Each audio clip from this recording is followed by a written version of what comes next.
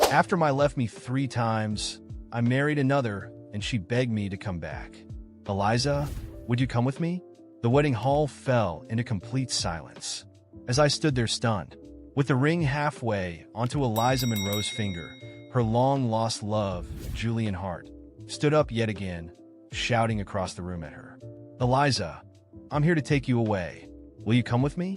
Without a moment's hesitation, Eliza pulled her hand away from mine, lifted her dress, and walked gracefully toward Julian. Tears glistened in her eyes, filled with an emotion I hadn't seen before, as if Julian were the one she was meant to marry today. And there I stood, the actual groom under the glaring spotlight, reduced to nothing more than a clown in a suit. With conviction, Eliza extended her hand to Julian, her voice ringing loud and clear for everyone to hear. Julian, I will. It couldn't be more evident. Eliza Monroe, the woman I loved, had been swept away by her long-lost love, Julian Hart. But I didn't feel angry. Instead, there was a strange sense of inevitability. After all, this was the 3rd time in a month that my wedding had been interrupted by Julian. I let the ring fall from my hand, its imprint digging sharply into my palm. No one moved to stop them, not even Douglas and Vivian Monroe, who sat unmoving at the head table. I just stood there, watching their little drama unfold. The first time Julian crashed our wedding, I was furious. I shouted at him with every ounce of rage I had. This was supposed to be Eliza's and my day. I had planned it meticulously, and I couldn't let him ruin it. Red-eyed, I rushed to tackle Julian, intent on stopping him from stealing the woman who'd promised to be my wife. But our relatives blocked my path. Julian, standing protectively beside Eliza, smirked and said, "See? He flies off the handle at the smallest thing. He's bound to hurt you one day. Be glad I'm testing this for you. Otherwise, think of how much you'd suffer in the future." In that moment, the crowd turned against me. Their whispers painted me not as the groom, but as the villain. The voices surrounding me scolded me, saying it was just a test, and I had overreacted. It ended with me handing out a few hefty checks, and Eliza reluctantly agreeing to marry me again. The second time, I didn't shout. I didn't lose my temper. I fell to my knees, holding Eliza's dress, pleading with her not to leave. I loved her, and I recounted every single reason why. Julian pointed at me, disdainful, pathetic. You think you can manipulate Eliza with this show of weakness? You're just a coward. What do you bring to the table besides clinging to her? Once again, I was judged and condemned. Everyone there was one of Eliza's friends or relatives. I had no family, no one to stand by me. The verbal onslaught came from every side, and Eliza simply nestled into Julian's embrace, a sweet smile on her lips. Anger wasn't enough. Begging wasn't enough. Everything I did was wrong, so I chose to do nothing. I stood in silence, watching Julian's voice cut through the room once more. See, Blake Carrington doesn't even care enough to fight for you. How could you marry a man like that? He's failed all 3 tests. He's not worth marrying. Anger failed. Pleading failed. Indifference failed. What do you want me to do? Eliza's eyes flicked back to me, and she threw the bouquet at my chest. Blake, what are you doing just standing there? I'm being taken from you. You don't care at all? Do you? You never loved me. Her expression was a mixture of rage and frustration, but I merely brushed off the flowers clinging to my suit, straightened my tie, and walked toward the MC, taking the microphone from him. Eliza, go. This wedding is over. When I finished speaking, the entire wedding venue fell into silence. Everyone assumed Eliza Monroe had me completely under her control, that no matter what she did, I wouldn't end things. Eliza snapped out of her shock quickly, her eyes narrowing. She grabbed a champagne glass and threw it at me, soaking my custom suit, one I had bought specifically for this day. Blake Carrington, have you lost your mind? She shouted. How dare you say the wedding is off? You've got some nerve. You didn't even pass a single test, and now you say something like that. Tests, a single wedding costing tens of thousands of dollars. Dresses, photography, the MC, flowers, venues. 3 weddings costing millions in total. I laughed bitterly. Every cent came from me. Oh, so they were tests, not real weddings. Fine. All three weddings came to $450,000. Pay it back. Can you do that? Eliza's face fell. She couldn't possibly pay it back. Every doctor, every piece of jewelry she owned I paid for. The house her parents lived in, the car they drove, even their jobs at my company, they all came from me. She wouldn't be able to come up with that money, no matter what. The luxurious life Eliza enjoyed was funded solely by me. But none of that mattered to her. Instead, she doubled down, eyes blazing as she grabbed another glass and hurled it at me. Spending money on me is a privilege. What do you have besides a pile of cash you think that will tie me down? And now you dare to demand it back? I'll make you regret it. With that, she stormed out, wedding gown trailing behind her, and Julian Hart followed close, casting a triumphant smirk my way. As they exited, I watched, a hollow feeling taking root in my chest. 5 years of love, and this was who she really was. I glanced down at the wedding band still pressed into my palm, its outline sharp against my skin, and finally the tears fell. Eliza and Julian had been together before. When her family fell from wealth, Julian had walked away. That's when I came in, loving her fiercely, supporting her through everything. When she accepted me as her partner, I thought my love had won. Then Julian came back from overseas, ruining everything in an instant. Eliza fell for him again without a second thought. She stopped caring about me, my objections, everything except my money. She only cared about Julian. She used my love as a pawn for his gain, trampling over my feelings and dignity. The relationship had been decaying for a long time. I'd just been too naive to see it. I reclaimed the money I had given to her parents as a bride price and told the MC to clear the guests from the hall. I changed out of my soaked suit, grabbed my car keys, and prepared to head home when one of Eliza's relatives grabbed my arm, sneering. "Blake, so when's the next wedding?" he said, laughing at my expense. They thought it was a joke, that I would never truly leave her. I said nothing, walking straight to my car. There wouldn't be another wedding. Now you can watch the second part by pressing share and more. After that final scene, I walked out of the hall feeling empty, but without a trace of regret. With each step I took, the image of Eliza and Julian leaving together gnawed at me, making me relive every moment I'd invested in that relationship. I had given everything to see her happy, to build a stable future by her side, and she threw it all away without blinking. The worst part?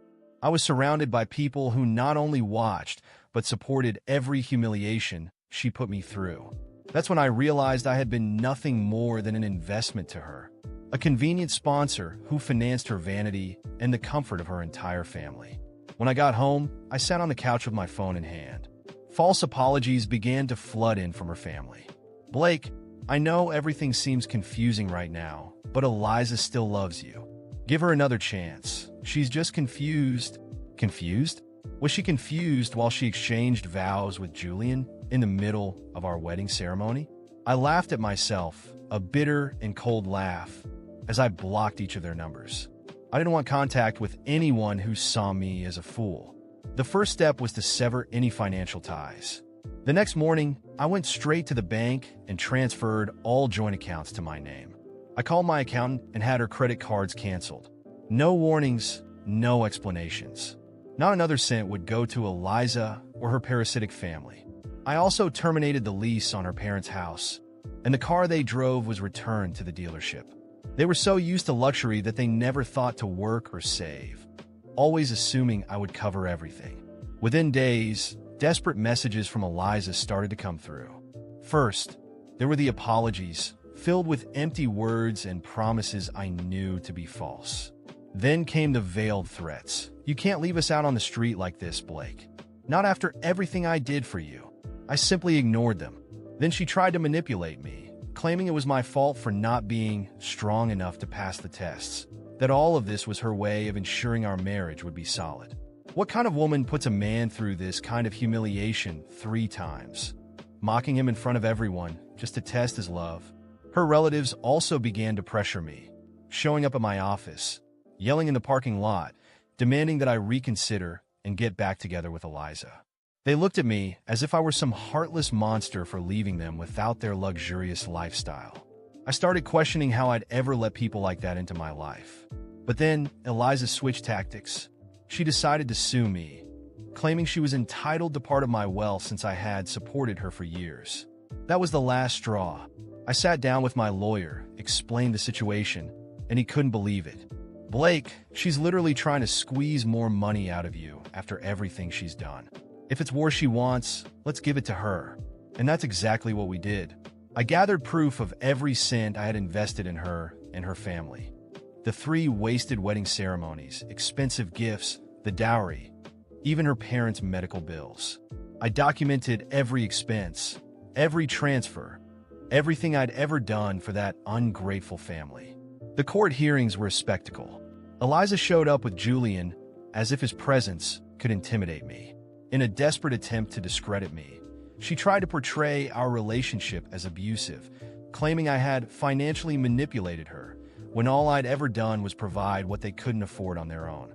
During the trial, Eliza cried, playing the victim, claiming I had ruined her life by cutting off financial support.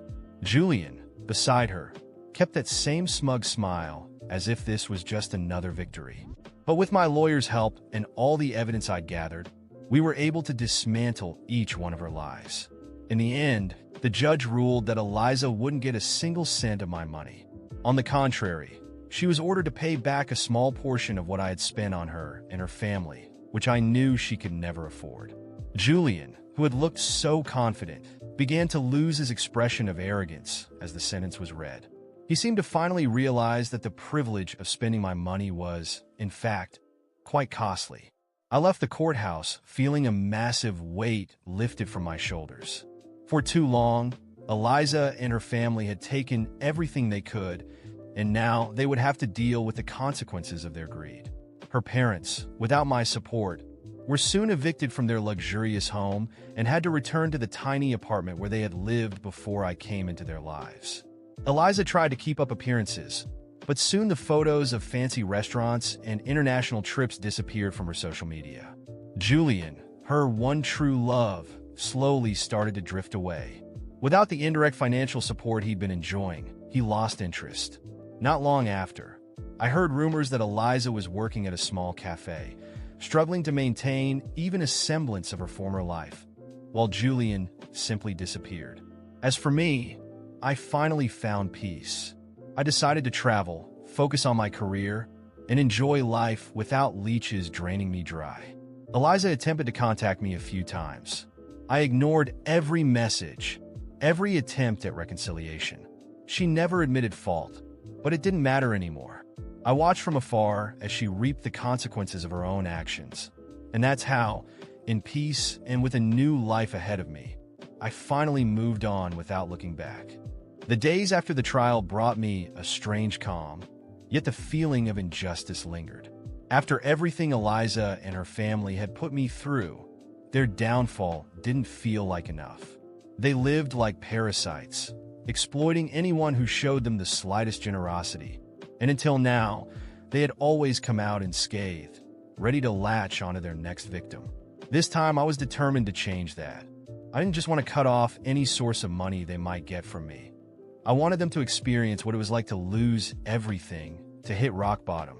First, I reviewed every document and contract that still tied me to Eliza and her family. Every loophole, every potential connection they could use to reach me or try to reverse the court's decision. I went through it meticulously and shut it down. Next, I turned my attention to those who had backed her up in court and helped shape her false image as a victim. The lawyers and friends who supported the absurd narrative that I financially controlled her became particular targets. I hired an excellent private investigator to dig up information on each of them. Gradually, their inconvenient secrets came to light. I found them engaged in shady dealings, favors, and other dishonorable acts.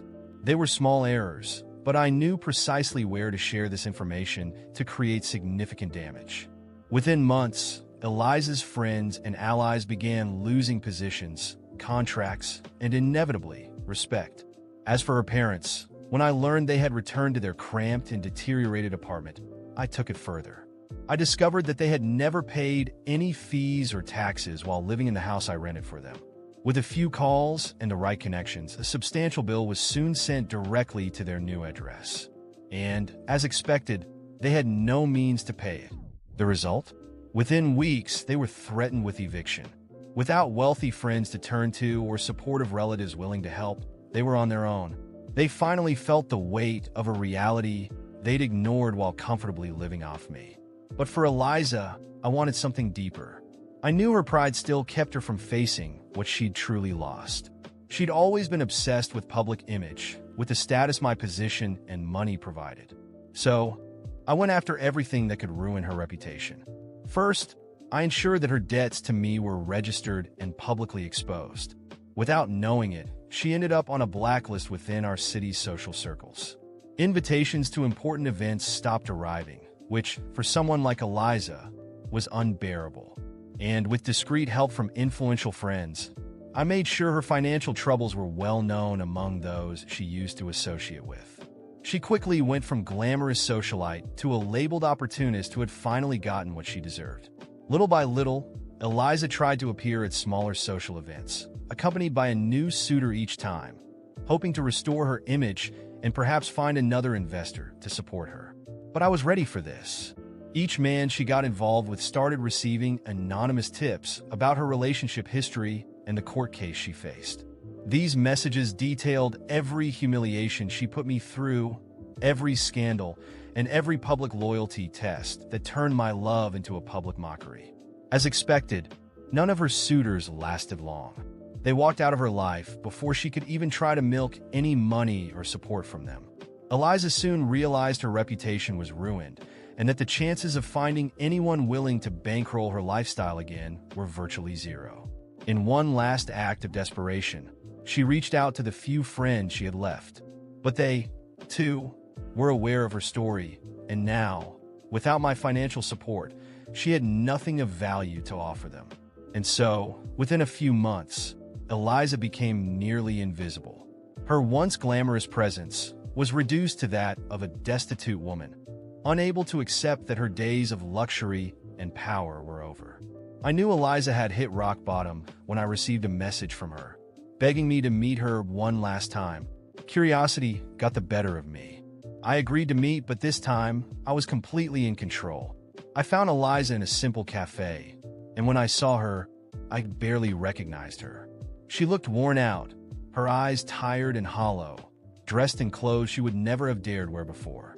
The proud look she always carried was gone, and before me sat someone unrecognizable, broken, as if seeing herself for the first time. "Blake, please," she started, her voice trembling. "I know I made mistakes, that I was proud and maybe even unfair. But we had something real, didn't we?" I chuckled softly. The irony of hearing those words from her was almost too much to bear. "Something real?" I asked, with a calm that unsettled her. "You threw away anything real the moment you put me through your tests, Eliza. To you, I was just a way to maintain the life you wanted. Nothing more." She lowered her gaze, the mask she had maintained finally crumbling. I didn't know what I was doing. I was confused, Julian." She stopped, the mention of his name seeming to hurt her. "I made mistakes, but I'm willing to change, Blake.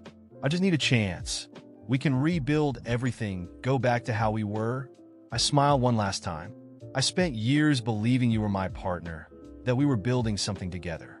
But you used every moment, every drop of love I had, just to feed your own ego. And you know what's funny, Eliza? I really did love you. And because of that, I forgive you." She lifted her eyes, a flicker of hope lighting up in them, but I wasn't finished. "But forgiving you doesn't mean I'm taking you back. It only means I can move forward without the shadow of what you did to me." I stood up, leaving her there without looking back. From that moment on, my life took a new direction. I left the past behind and used every lesson I had learned to build something real and solid for myself.